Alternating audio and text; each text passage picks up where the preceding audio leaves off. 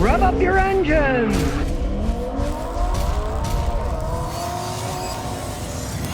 We got a Toyota Tundra today. They bought it last year, like 140,000 miles on it. It's making a popping noise. They took it in, the guy said he put ball joints on, it's fixed, but it's still making a popping noise. So, not surprisingly, there's a lot of idiots out there pretending to be mechanics. First thing you want to do is jack it up, check for play. So, jack it up!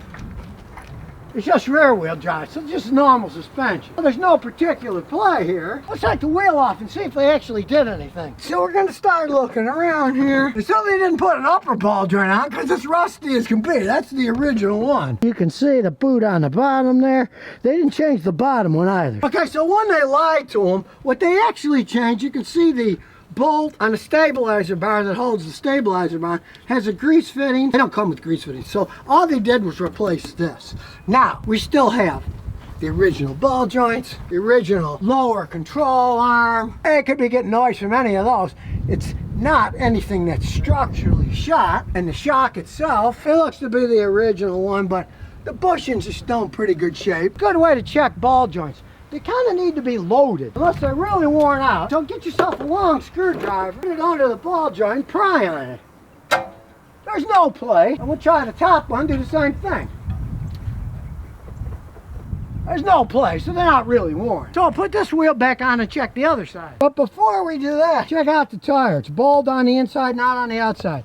The front end alignment on this thing is way off. It's going to need an alignment for sure. They only wear like that if the alignment's off. Look at the other tires to see what it's doing. Now you can see this one is a little bit more worn this than that. You can see it's still wearing on the inside. The alignment's way off. But this tire isn't completely shot. That one is. This tire's not even safe to drive on. But there's obviously an alignment problem. So we'll put this tire back on. Get it right, we'll get 75 foot-pound of torque. Make sure they're just the right tightness. Now check the other side. So we'll check this side up, see if there's any obvious wear. Not really. Then we'll take the wheel off. It's pretty much what I expected.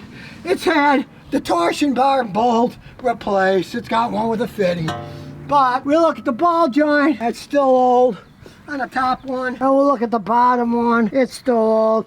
You can see the grease seal on the bottom is old. Now they got charged $200 for putting on a couple of bolts. But I've seen a lot worse. I've seen people spend $2,000 for something like that. They included their analysis and stuff, well, pretty crappy analysis. Nothing really structurally wrong with it. As we see here, when we load that ball joint, it doesn't move. And we'll go to the bottom ball joint. We'll do the same thing. Pry on it. Pry in. It doesn't move either. With age, everything gets a little bit worn. There's nothing actually worn out. All the rubbers are still there. You just often will get some kind of noise because they don't have grease fittings in them anymore. That's not making any noise either. Sure, there's superficial rust on this stuff, but you're going to often get little bits of noises while you're driving down the road on a vehicle that's this old. Realize this thing is 16 years old. You're going to get noise when it's 16. We're going to take it for a ride, see how structural it is. Put the wheel back on. When you torque the wheel down, have it on the ground, then it won't move. It's a lot easier that way. But before we take you for a ride, guys trying to sell them everything kitchen sink. So we'll put the scan tools. Now we got plugged in down here. And as you can see, this baby's got 163,791 miles. Not that much for a Tundra. 6, read it all. Knows it's a Tundra. And with an automatic scan, you can see the good thing's engine's fine. It's got ABS track problems, tire pressure monitoring, it's probably due to the ABS, an airbag. If the ABS system is working on the airbags, it'll trip those codes.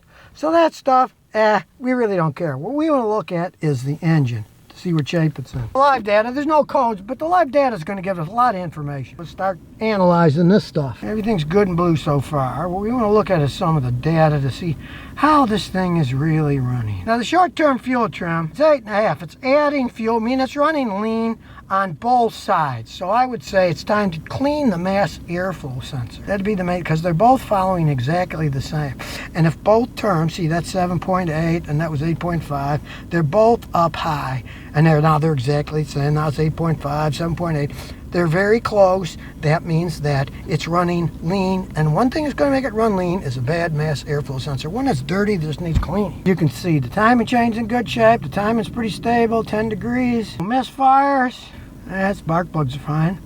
All 8, 0 misfires. So I'll take it for a spin, and as long as we're here, you can see it's got this stupid maintenance required light on, maintenance required. Well, what you do with that is this. Turn the key off, turn it to the on position, not running, all right? Then you get to the little knob here, and you hold it down and turn the key off again. Then with it still held down, you hold it down, turn the key on again. Doesn't have that obnoxious little thing over there now. And as you can see now, the maintenance required light is off. That's how you turn them off. It's very simple. Now the maintenance required will come on and turn off. It's supposed to do that, but it was staying on. And we know that the tire pressure monitoring system isn't working. He doesn't care. He's not going to pay for new batteries or new sensors. He doesn't care. He uses the air gauge to measure the pressure. While we're waiting for them to back their car out of the way, I almost ran into it. We will find this thing idles really smooth. Not shaking at all. Now I turned it, I can hear it. I heard the noise. Let's see if it'll do it again. There it is. We'll get back to that. We're going to take it for a road test first. Got plenty of pickup.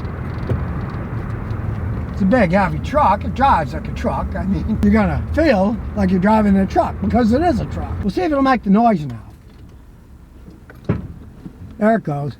It's definitely in the left front in the suspension system. Now, I know it sounds horrible, but my grandson's does the same thing. Basically, since they don't have grease fittings, you got bushings. The rubber bushings get worn and they creak on the metal. All right, here we go. Okay, keep going.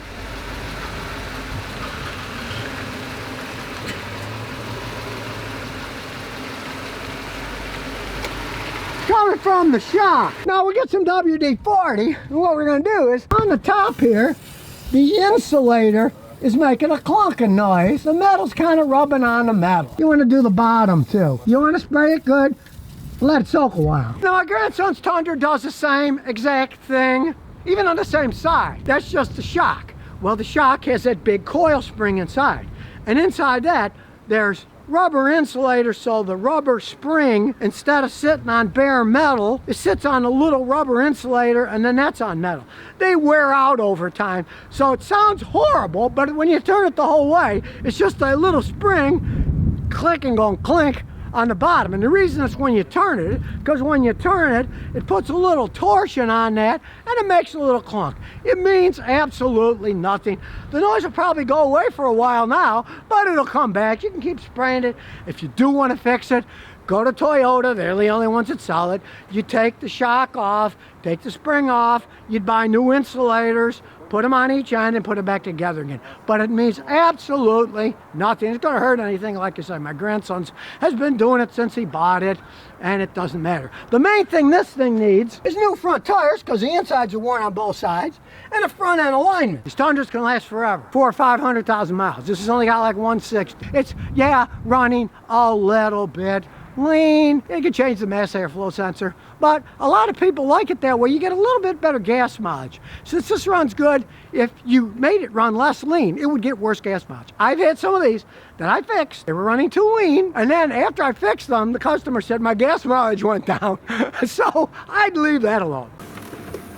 And here's some bonus questions and answers. Janowski says, New Jersey, pump your own gas bill is being considered. What do you think? New Jersey is the only state in America where it has to be full service. You can't pump your own gas. What do you think of that? They're trying to make it self-service now. Join the rest of us in the 21st century. Most of us in the 20th century are pumping our own gas. I mean, my grandfather, conservative old gentleman, right? He'd be rolling in his grave that women are having to pump gas. We used to pump gas, wash the windshield, do everything. We had a full service station. You couldn't pump your own gas back in the 60s. Where I was working at my father's corner gas technical station in Lewiston, and my grandfather would think we had gas that women have to get out and pump their own gas. So he'd be rolling in his grave anyways. But, I mean, come on. Our society, everybody pumps gas. It's not that big of a deal. And, of course, Jersey, who knows what corrupt stuff goes on in that state with all the dirt that goes on in that state. It doesn't surprise me that they have some archaic laws there, you know. Maybe they still have stoning laws, that they stone witches. I don't know. Hopefully they'll join everybody else to be able to pump their own gas. But then again, maybe not a smart idea in Jersey. You got all these people smoking cigarettes, and maybe they'll keep smoking while they're pumping gas and blow things up. I don't know. I don't know how bad it is in New Jersey. I only drive through when I go to Rhode Island. Well, I actually tell you the truth. I never stop in New Jersey to eat gasoline. One, I wouldn't pay extra for first service, and I only go through like 30 miles in New Jersey, so I don't need gas in anyway. So I'll wait till I'm in Pennsylvania where the gas is cheaper. So if you never want to miss another one of my new car repair videos, remember to ring that bell.